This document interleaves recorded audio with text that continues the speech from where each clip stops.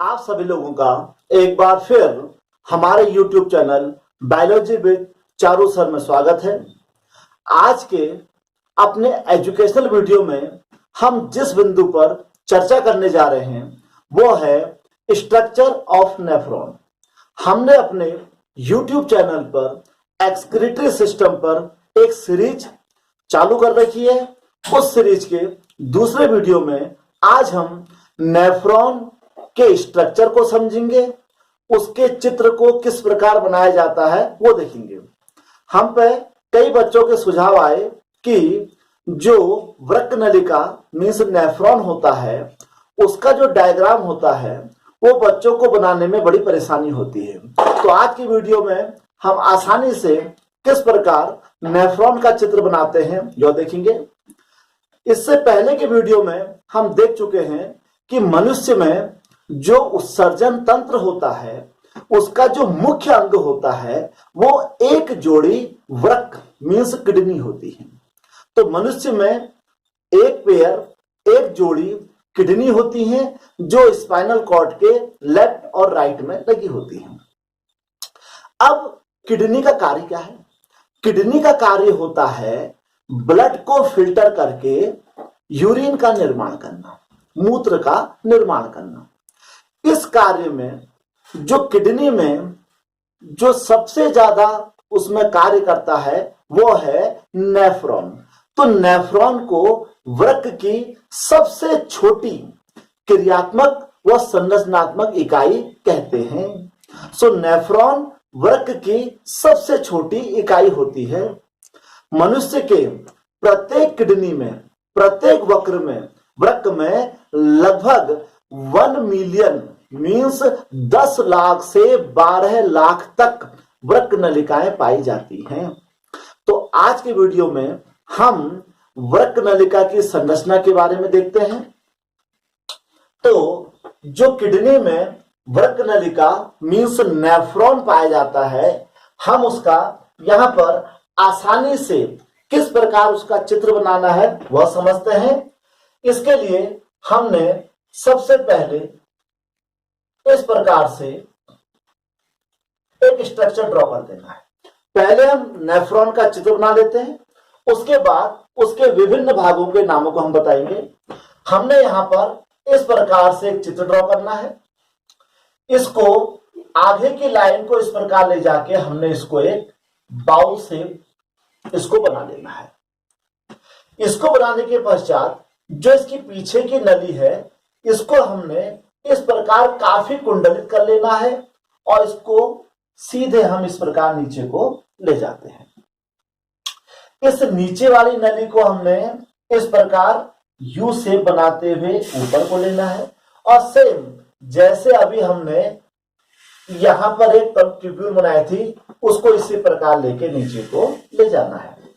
बच्चे परीक्षा में इस चित्र पर काफी प्रॉब्लम करते हैं, जबकि इसको आसानी से हम इस प्रकार से बना सकते हैं। नाउ हम इसको अब इस प्रकार डबल कर लेते हैं। सेम जिस प्रकार हमने पहले वाली नली बनाई थी उसी प्रकार हम इस नली को बनाएंगे। यहां से इसको हल्का सा मोटा करके फिर नीचे को हमने इसको एक ट्यूब के फॉर्म में ले जाना है। सेम जैसे हमने इससे पहले वाले में किया था इसको वैसे ले जाके नाउ इसको फिर हमने यहां पर एक कुंडलित नलिका के रूप में बना लेना है।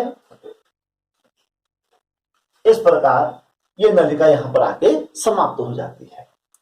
अब हम इसके स्ट्रक्चर के बारे में समझते हैं जो कि बहुत ज्यादा महत्वपूर्ण है। असल में नेफ्रॉन या वृक्क की सबसे छोटी इकाई जिसे वृक्क नलिका भी कहते हैं, इसके यदि हम चित्र को देखें तो इस चित्र के मुख्यतः 3 भाग होते हैं। पहला भाग जो इस प्रकार एक बाउल शेप में है, इस भाग को हम मैलपिगियन कॉर्पसल्स कहते हैं या मैलपिगी कोष कहते हैं। यदि इसको हम यहां पर इस प्रकार से देखें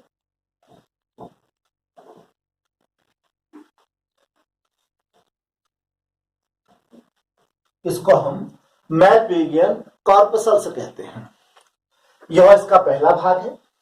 इसका जो दूसरा भाग है इसको हम सिक्रेटरी ट्यूब या स्रावी नलिका कहते हैं।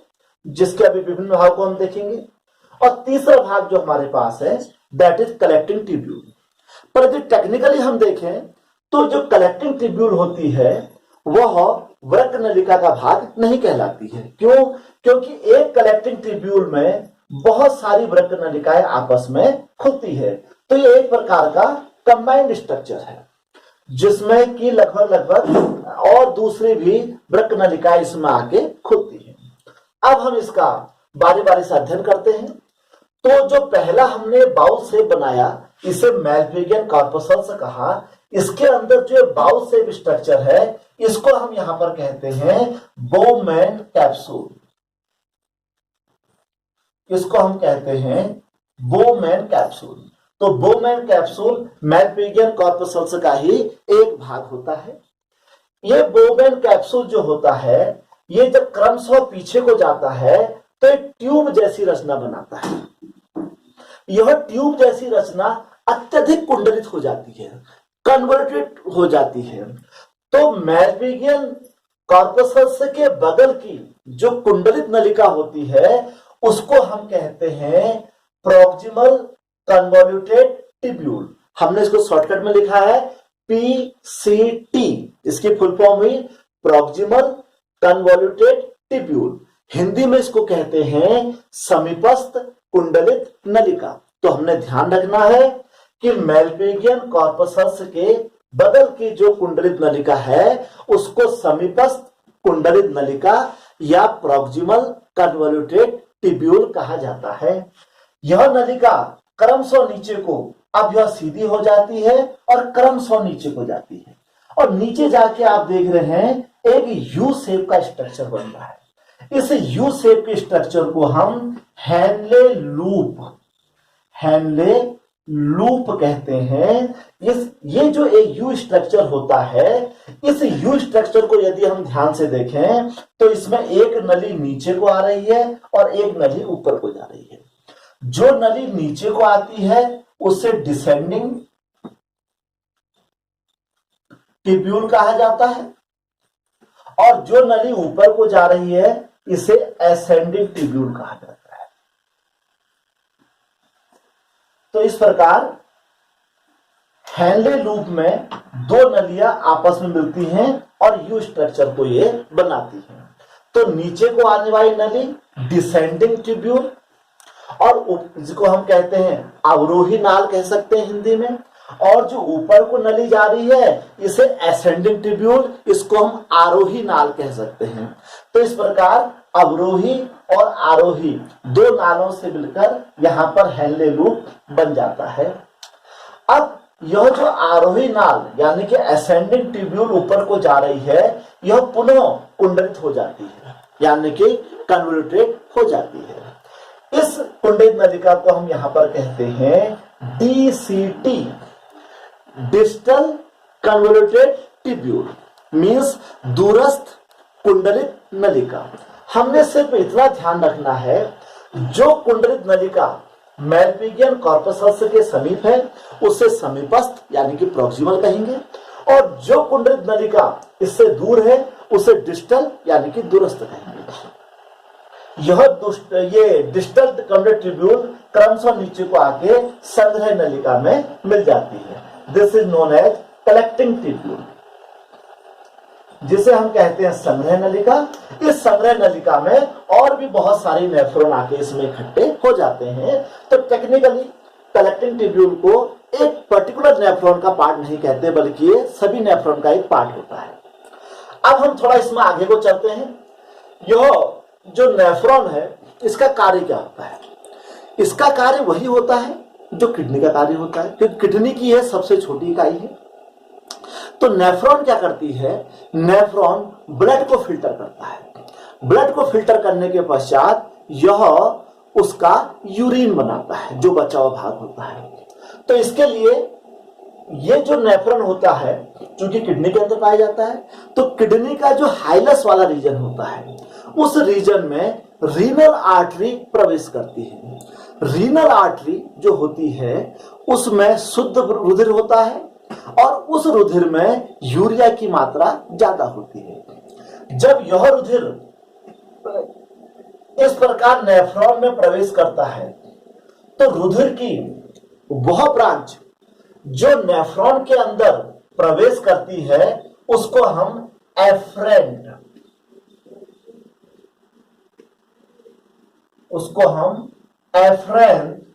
आर्ट्रियोल कहते हैं। तो जो रीनल आर्टरी होती है वो कई ब्रांचों में डिवाइड हो जाती है और हर ब्रांच अलग अलग नेफ्रॉन में जाती है। तो यह जब नेफ्रॉन में एंट्री करती है, प्रवेश करती है, तो उस समय इसको एफरेंट मींस अभिवाही धमनिका कहते हैं। यह एफरेंट जब इस प्रकार बोमेन कैप्सूल में एंट्री करती है और अंदर जाके ये धमनिकाओं का एक गुच्छ बना लेती है, एक ग्रुप बना लेती है। इस ग्रुप को हम यहां पर केशिका गुच्छ या ग्लोमेरुलस कहते हैं। ये बड़ा इंपॉर्टेंट नाम है। तो इस प्रकार हमने देखा कि जो मेलपिगियन कॉर्पसल्स है उसमें एक बाउल से बोमेन कैप्सूल है और अंदर आर्ट्रियोल का जो एक नेटवर्क है जिसे हम केशिका गुच्छ या ग्लोमेरुलस कहते हैं, ये दोनों मिलकर मेलपिगियन कॉर्पसल्स का निर्माण करते हैं। जब अंदर ये केशिका गुच्छ बनता है उसके बाद जब यह बाहर को जाता है तो इस समय इसका नाम इफरेंट, इसे हम इफरेंट आर्ट्रियोल कहते हैं। और यदि हम इसको हिंदी में देखें तो इसको हम अपवाही धमनिका कहते हैं। हम अपने YouTube चैनल के माध्यम से हमेशा यह प्रयास करते हैं कि हमारी कक्षा का लाभ हिंदी मीडियम और इंग्लिश मीडियम दोनों के बच्चों को समान रूप से मिले। इसलिए हम अपनी कक्षा में दोनों ही भाषाओं में इसको चलाते हैं ताकि दोनों मीडियम के बच्चे इसका लाभ उठा सकें।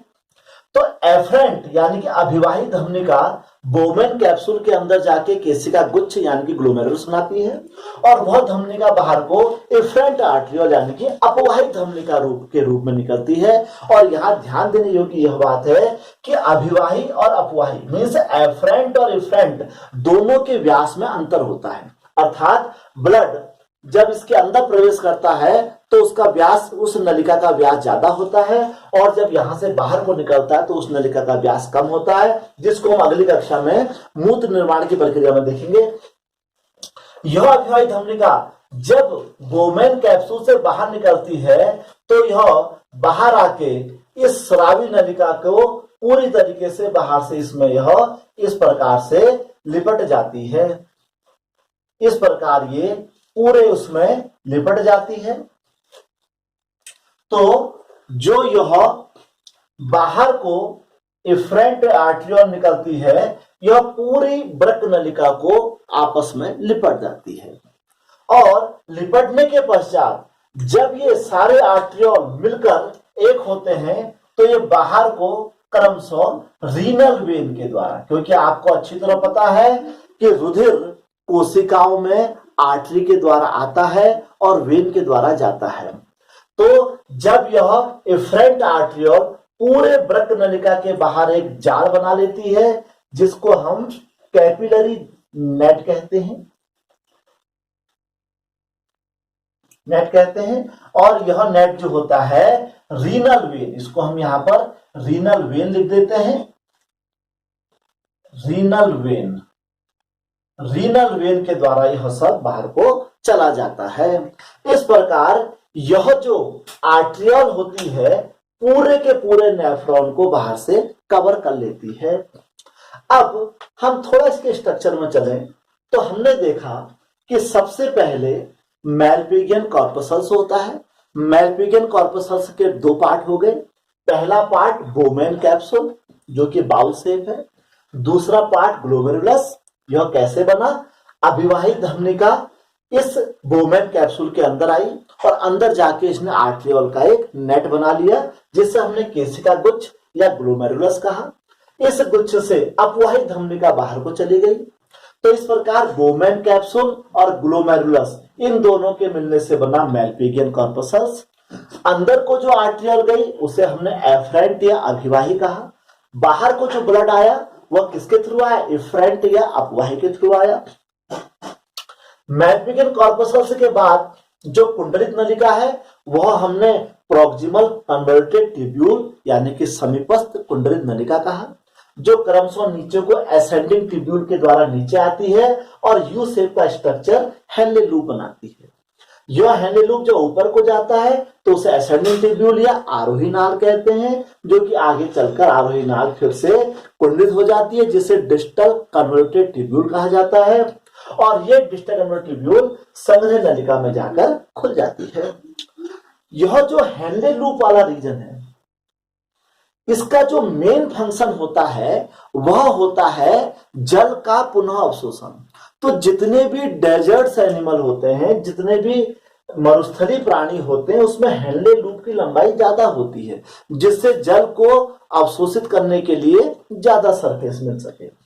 और जो यह ब्लड की कैपिलरी दोबारा से नेफ्रॉन के बाहर से लिपट जाती है, इसका रीजन यह है कि जब ब्लड को फिल्टर करते हैं तो फिल्टर होने के बावजूद भी कुछ ऐसी चीजें ब्लड में रह जाती हैं जो कि शरीर को हानि पहुंचा सकती हैं। तो इसलिए यह इसमें लिपट कर इसमें से जो हानिकारक चीजें होती हैं पुनः नेफ्रॉन के द्वारा अवशोषित कर ली जाती हैं। तो इस प्रकार आज के वीडियो में हमने देखा किस प्रकार हम आसानी से नेफ्रॉन का चित्र बना सकते हैं। इस सीरीज के अगले वीडियो में हम आपके सामने यह चर्चा करेंगे किस प्रकार नेफ्रॉन के अंदर मूत्र निर्माण यानी कि यूरिन फॉर्मेशन होता है। आपको हमारे चैनल द्वारा चलाई गई यह एक्सक्रीटरी सिस्टम की सीरीज कैसी लगी, आप हमारे पर्सनल इनबॉक्स में जाके हमें सुझाव जरूर दीजिए। वह हमारे YouTube channel biology with Charu sir को देखते रहिए, लाइक व सब्सक्राइब करते रहिए। और यदि आपको हमारे एजुकेशनल वीडियो पसंद आ रहे हैं तो इनको आप शेयर कीजिए। धन्यवाद।